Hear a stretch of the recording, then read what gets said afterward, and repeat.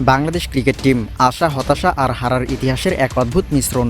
আর এই মিশ্রণের মধ্যে সবথেকে বড় প্রশ্ন হলো বাংলাদেশ কবে জিতবে। বিশেষজ্ঞরা ভাবছেন, দর্শকরা ভাবছে, কিন্তু জয়ের কোনো খবর নেই। চলুন খুঁজে দেখি কেন বাংলাদেশ বারবার হারতে হারতে জয়ের কাছাকাছি গিয়ে থেমে যায়।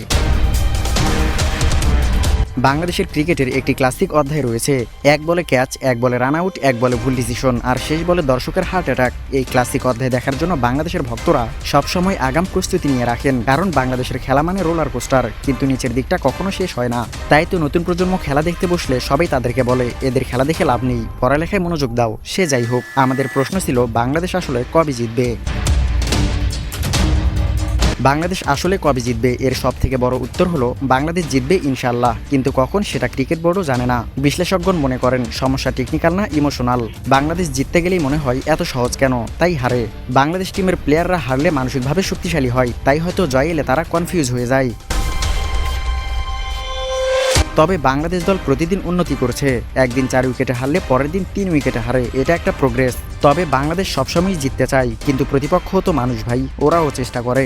বাংলাদেশ ক্রিকেট টিম জেতার জন্য এতটাই চেষ্টা করে যে তারা জিততে জিততে বারবার হেরে যায়। আমরা প্রতিবারই চেষ্টা করি, কিন্তু উইকেট, আবহাওয়া আর ভাগ্য তিনজনেই আমাদের বিপক্ষে খেলে। তাহলে তো বোঝা যাচ্ছে পুরো পৃথিবী মিলে ষড়যন্ত্র করছে বাংলাদেশের বিরুদ্ধে। তাহলে প্রশ্ন থেকেই যায়, বাংলাদেশ ক্রিকেট টিম কবে জিতবে। বিশেষজ্ঞরা বলছেন হয়তো তখনই, যখন পিসিবি, বিসিবি আর ভাগ্য একসাথে হোয়াটসঅ্যাপ গ্রুপ খুলবে। ততদিন পর্যন্ত চা বানিয়ে বসে পড়ুন, কারণ পরের ম্যাচও আমরা প্রায় জিতেই যাচ্ছিলাম।